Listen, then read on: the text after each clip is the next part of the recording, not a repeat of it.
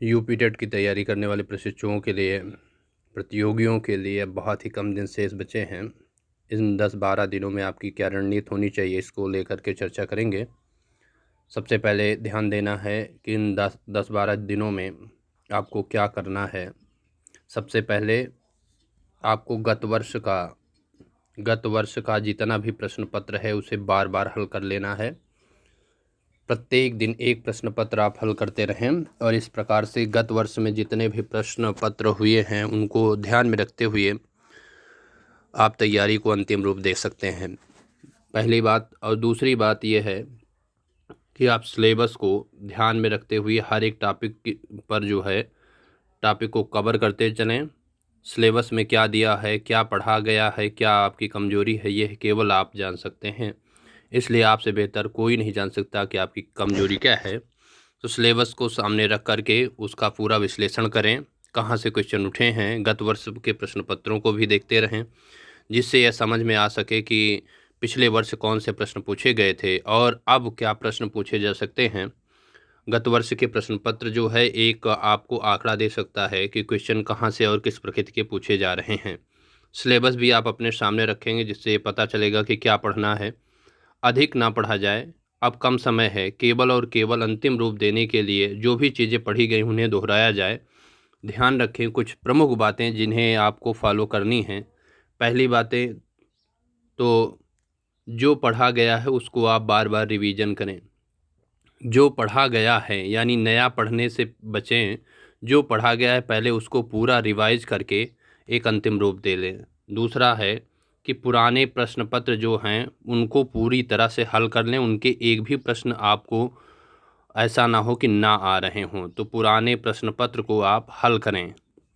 और तीसरी बात है कि सिलेबस का पूरा विश्लेषण करें। सिलेबस का पूरा विश्लेषण करें और यह देखते चलें कि जो अभी तक पूछा गया है वो किन किन टॉपिकों से प्रश्न उठे हैं और आपने कितना कवर किया है और क्या चीज़ें आपकी छूट रही हैं। तीसरी बात है कि अगर आपने नोट्स बनाया है तो शार्ट नोट्स से आप बार बार रिवीजन करें, कोई भी टॉपिक छूटने ना पाए और कम से कम समय में अधिक तैयारी करें। चौथी बात यह है कि यूट्यूब पर ज़्यादा ना समय व्यतीत करें।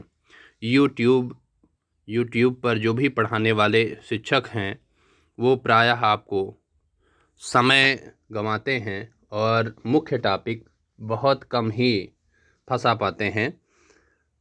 कोई भी यदि ये दावा कर रहा है यूट्यूबर कि मैं प्रश्न पत्र को हल प्रश्न फंसा दूंगा, उस जो है यूट्यूब के वीडियो को आप सेव रखें और बाद में आप मेरे भी अनुभव को देखें। एक भी प्रश्न यदि उनमें से आते हैं, बहुत सारे ऐसे यूट्यूबर हैं जो टॉप 100 चला रहे हैं, चिल्ला चिल्ला कर पढ़ाते हैं। कहीं कोई प्रश्न उनमें से आने वाले नहीं हैं। इसलिए आप मूल किताबों पर भरोसा करें, अपने नोट्स पर भरोसा करें। यदि आप पढ़ना चाहते ही हैं उन्हें तो अतिरिक्त समय दे करके फास्ट वीडियो चलाकर उसे जल्दी से निपटा लें। यदि उसमें से भी कुछ महत्वपूर्ण चीज़ें दिखाई देती हैं तो उन्हें नोट कर लें। पढ़ने में कोई हर्ज नहीं, कहीं से भी कोई क्वेश्चन मिलते हैं, लेकिन अधिक समय यदि यूट्यूब पर आप गंवा रहे हैं तो निश्चित तौर पर आप सफलता से दूर हो रहे हैं। अब आइए हम कुछ प्रमुख बातें देखते हैं कि कुछ ऐसे विषय जिनमें से क्वेश्चन पूछे जाते हैं। एक और प्रमुख बातें कहनी थी। बहुत सारे ऐसे जो है भविष्यवक्ता हैं जो कहते हैं कि आप तुक्का लगा कर आइए। तुक्का लगाना पूरी तरह से बेवकूफ़ बनाना है। कोई तुक्का नहीं सही होता है। तुक्के के बल पर ना रहें, बिल्कुल ही ये बेवकूफ़ बनाने वाली पद्धति है। और आपको वीडियो जो है व्यूअर बढ़ाने के लिए यूट्यूबर जो है वो तुक्का लगाने की सही विधि आदि पर चर्चा करते हैं, जबकि ऐसा कुछ होता नहीं है। इसलिए आप सभी जो है वो इन पर विश्वास ना करें। कम समय बचा है, बार बार रिवीजन करें। जो पढ़ा गया है उसको बार बार दोहराते रहें तथा जो अभी तक कवर ना किया गया हो उसे भी देख लें। तुक्का के चक्कर में ना रहें, यूट्यूबर के बहकावे में झांसे में ना आए। किसी भी अब जो समय शेष बचा है, अब जो समय है, इस समय में आप यदि किसी कोचिंग संस्थान से जुड़े हैं तो कोचिंग संस्थान से यदि आप जुड़े हैं तो बचें, अब कोचिंग संस्थान ना जाएं तथा अब जो है घर पर रह कर के ही रिवीजन करें, तैयारी करें, पढ़ाई करें, क्योंकि यह अंतिम दौर में 2 टॉपिक पर चर्चा करने से अच्छा है कि पूरा का पूरा सिलेबस जो है या जो अब तक पढ़ा गया है उसे रिवीजन कर लिया जाए, फास्ट रिवीजन कर लिया जाए। इन सभी बातों के साथ आगे वीडियो को हम देखेंगे कि क्या आपको पढ़ना चाहिए। और अब तक चाहे यूट्यूबर रहे हों या आपने जो कोचिंग पकड़ी है, जिस कोचिंग में आप पढ़ रहे हैं, इनमें से क्वेश्चन क्या आपने पढ़े हैं या नहीं पढ़े हैं। यदि नहीं पढ़े हैं तो आज से ही आप नई शुरुआत करें और इन प्रश्नों को भी पूरी तरीके से ध्यान में रखें। अब आइए देखते हैं, एक एक विषय की चर्चा करते हैं। जैसे बाल विकास है, बाल विकास में क्या पढ़ना है ये तो सिलेबस बता देता है, लेकिन मैं बता रहा हूँ कि क्या चीज़ें आपको बिल्कुल छोड़नी ही नहीं हैं। बाल विकास में जैसे NCF 2005 आपको पूरी तरीके से पढ़ लेना है। नेशनल कैरिकुलम फ्रेमवर्क जो 2005 है, ये टॉपिक भी आपको क्लियर होना चाहिए। RTE 2009 कब लागू हुआ, क्या है, इन सारी चीज़ों के बारे में आपको डीपली पढ़ लेना चाहिए। सूक्ष्म शिक्षण माइक्रो टीचिंग निश्चित तौर पर पूछी जाएगी, 1 नंबर आपका इससे मिलने वाला है, कोई नहीं रोकेगा। शिक्षण जो है, शिक्षण की प्रकृति जो है, कौन सी शिक्षण पद्धति किसने दी है, किलपैट्रिक ने कौन सी शिक्षण पद्धति दी है, आधुनिक खेल पद्धति किसकी है, आदि आदि क्वेश्चन जो है वो बार बार पूछे जाते हैं, इन पर ध्यान देना है। कौशलों पर ध्यान देना है, जितने कौशल हैं उन पर ध्यान देना है। मापन और मूल्यांकन, मापन के 4 स्तर किसने बताए हैं, जॉर्ज स्टीवेंसन ने बताए हैं। नाम संबंधी स्तर, क्रम संबंधी स्तर, समान आवंतर स्तर, अनुपात स्तर, सबसे शुद्ध स्तर कौन सा होता है, यह भी आपको बताना चाहिए, पढ़ना चाहिए। अवस्थाओं से क्वेश्चन निश्चित तौर पर आएगा, 4 से 5 क्वेश्चन इसके इर्द गिर्द आते हैं। जैसे शैशवावस्था का दूसरा नाम पूछ लेगा, बाल्यावस्था का दूसरा नाम पूछ लेगा, जीवन का अनोखा काल किस अवस्था को कहा जाता है, बाल्यावस्था को कहा जाता है। संवेगात्मक अनोखा काल किसे कहा जाता है, बाल्यावस्था को कहा जाता है। संवेगात्मक अनोखा काल बाल्यावस्था को किसने कहा था। शैशवावस्था जो है इन्फेंसी से बना है, इन्फेंट का क्या अर्थ होता है, इन्फेंट का क्या अर्थ होता है, ऐसे क्वेश्चन पूछ सकता है। घुमक्कड़ी प्रवृत्ति किस अवस्था की विशेषताएं होती हैं। जीवन का सबसे कठिन काल किस अवस्था को कहा जाता है, जीवन का सबसे कठिन काल किस अवस्था को और किसने कहा था। स्टेनले हॉल की परिभाषा तो निश्चित तौर पर पूछी जाने वाली है। इस प्रकार से अपराधी प्रवृत्ति किस अवस्था की विशेषताएं होती हैं, ऐसे प्रश्न आपसे पूछे जाने हैं। इन्हें आप बार बार रिवीजन करके दोहरा लें। यदि ये प्रश्न नहीं मिल रहे हैं तब आप व्यक्तिगत रूप से मुझसे चर्चा कर सकते हैं। अगला है जीन पियाजे। अब आप जीन पियाजे से आप 2 नंबर ले सकते हैं। यूपी टेट में जीन पियाजे से 2 नंबर ले सकते हैं। विकासात्मक सिद्धांत जो है जीन पियाजे का है, 4 अवस्थाओं में बांटा है, संवेदीगामक, पूर्व संक्रियात्मक, मूर्त संक्रियात्मक, औपचारिक संक्रियात्मक। इस प्रकार से 4 अवस्थाओं की चर्चा की जीन पियाजे ने। इसको वाइगोत्स्की का जो है सिद्धांत और ब्रूनर का सिद्धांत, इन्हें आप अच्छी तरीके से पढ़ लेंगे। इनमें से क्वेश्चन निश्चित तौर पर बाल विकास में आने वाले हैं। अधिगम से तो 4 से 5 क्वेश्चन आएंगे, 4 से 5 क्वेश्चन अधिगम से आएंगे। जैसे अधिगम के 10 सिद्धांत किसने और किस पुस्तक में बताए हैं। सबसे पहले अधिगम के सिद्धांत किसने बताए, अब ये प्रश्न आपको खोजना चाहिए। अधिगम का पठार से क्वेश्चन आएगा। अधिगम का वक्र कितने प्रकार का होता है, अधिगम का स्थानांतरण क्या होता है और ये कितने प्रकार का होता है। जैसे ऊर्ध्व स्थानांतरण कब माना जाता है, क्षैतिज स्थानांतरण कब माना जाता है, आदि आदि से प्रश्न निश्चित तौर पर आने वाले हैं। शिक्षण की नवीन पद्धतियों से प्रश्न आएंगे। शिक्षण की नवीन पद्धतियों में से मॉन्टेसरी विधि, टोली शिक्षण है, ब्रेन स्टॉर्मिंग है, आदि बहुत सारे टॉपिक नवीन शिक्षण पद्धति में आते हैं। सूक्ष्म शिक्षण भी आज नवीन शिक्षण पद्धति के रूप में माना जाता है। प्रेरणा अभिप्रेरणा से प्रश्न आएंगे। समावेशी इंक्लूसिव एजुकेशन, जिसमें सामान्य और विशिष्ट दोनों प्रकार के बच्चे एक साथ बैठ करके शिक्षा लेते हैं, समावेशी शिक्षा कहलाता है। इससे भी प्रश्न पूछे जाने वाले हैं।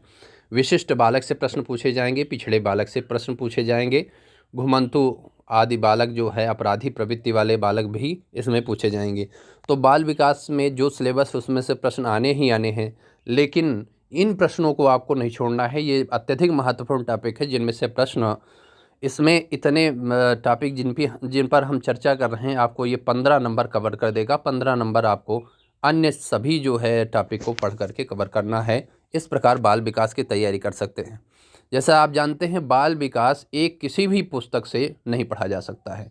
एक कोई भी पुस्तक हो, केवल एक पुस्तक में संपूर्ण बाल विकास नहीं मिलेगा। इसलिए आप टॉपिक टू टॉपिक चर्चा करें, पढ़ें। किसी भी तरह की समस्या यदि आती है तो उसके लिए आप संपर्क करें। आगे बढ़ते हैं। दूसरा, हिंदी से हम देखते हैं। अभी गत वर्ष में ही ये देखने को मिला है कि हम लोग हिंदी में संज्ञा, सर्वनाम, क्रिया, विशेषण, लिंग, वचन, काल, कारक, प्रत्यय, संधि, एकार्थी, अनेकार्थी, वाक्यांश के लिए एक शब्द आदि चीज़ें को हम लोग तद्भव, तत्सम, पर्यायवाची, मुहावरे आदि पढ़ते रहे हैं। लेकिन रचनाओं से देख लीजिए, 30 में से 9 प्रश्न पूछ लिए गए 2019 के यूपी टेट में। यानी रचनाओं को हमें नहीं छोड़ना है। हिंदी यदि आपको तैयार करनी है तो रचनाओं पर भी ध्यान देना है, पत्र पत्रिकाओं पर भी ध्यान देना है।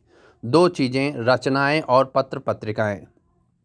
पत्र पत्रिकाएं और रचनाओं की जो है जो भी महत्वपूर्ण रचनाएं थीं और पत्र पत्रिकाएं हैं, इनको जो है मैटर आपको उपलब्ध करा दिया गया है। इन सभी चीज़ों को 9 से 10 प्रश्न जो है 30 में से ये क्वेश्चन पूछे गए हैं। इसलिए ये प्रकृति जो है केवल व्याकरण पर आधारित नहीं है। अब रचनाएं और पत्र पत्रिकाओं से भी प्रश्न पूछे जाने हैं। इसके अलावा 3 से 4 प्रश्न आपके वर्ण, शब्द, वाक्य और वाक्य के प्रकार से प्रश्न पूछे जाते हैं। तो इस प्रकार से 13 से 14 प्रश्न जो है रचनाएं, पत्र पत्रिकाएं, वर्ण, शब्द, वाक्य और वाक्य के प्रकार, इन सभी से प्रश्न पूछे जाने हैं, उच्चारण, स्थान आदि से।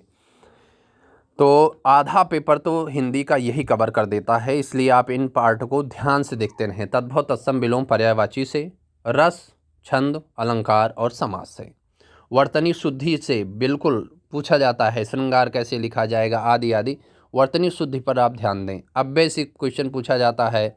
अव्यय बहुत ही महत्वपूर्ण है। अविकारी इसको कहते हैं, जो नहीं बदलता है लिंग, काल, पुरुष, वचन के अनुसार। क्रिया से पूछ लेता है, कौन सी जो है द्विकर्मक क्रिया है, कौन अकर्मक क्रिया है, कौन सी सकर्मक क्रिया है, कौन सी नाम धातु क्रिया है आदि जो है क्रियाओं के भेद से भी प्रश्न पूछे जा रहे हैं। कारक से प्रश्न पूछे जाते हैं। वचन से, सदा एक वचन, सदा बहुवचन वाले से शब्द पूछे जाते हैं।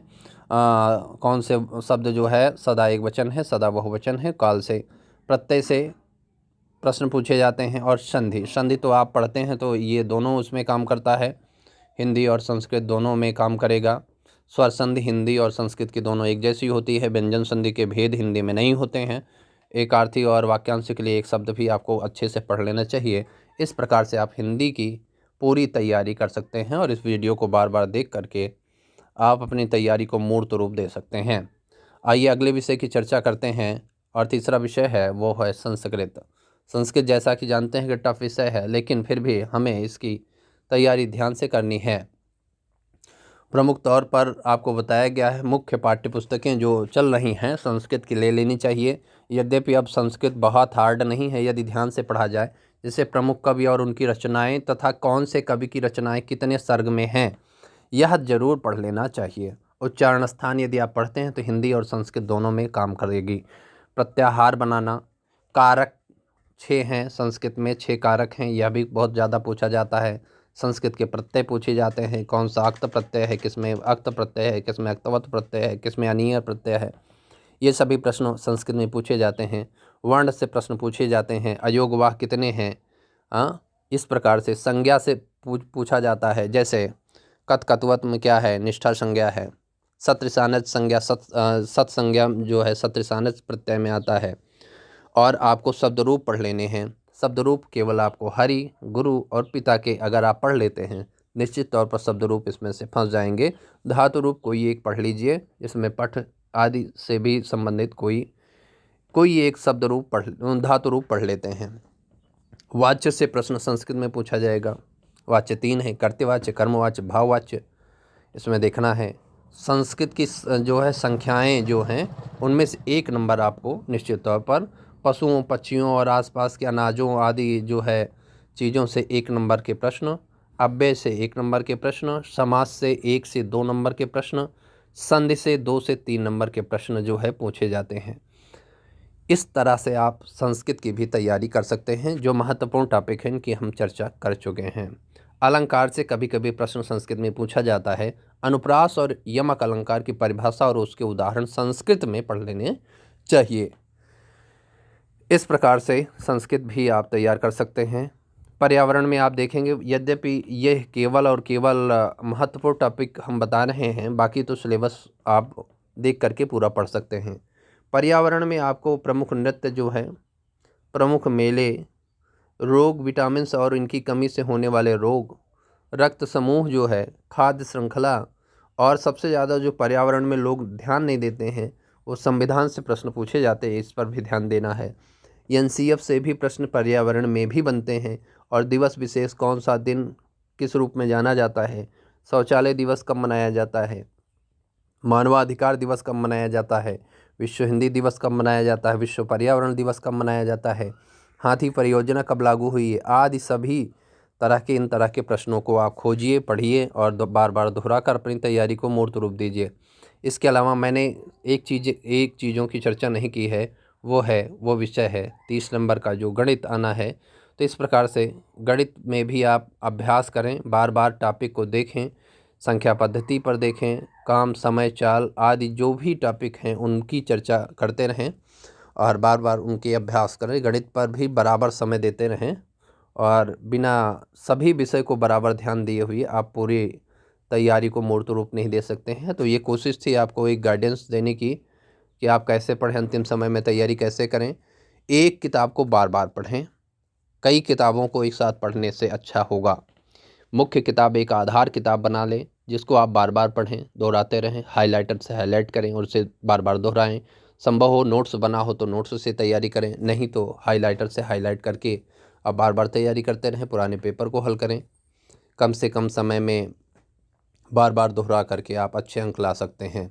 सभी विषय में आपको बराबर समय देना है। ध्यान देना है कि आप गणित जैसे विषयों को जो ज़्यादा टाइम टेकिंग हैं उनको आप बाद में हल करें।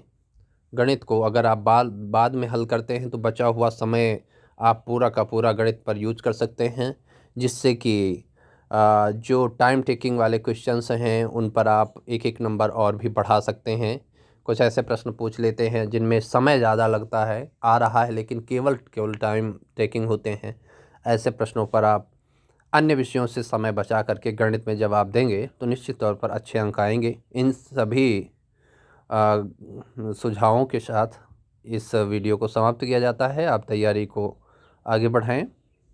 किसी भी तरह की कोई दिक्कत हो तो उसके लिए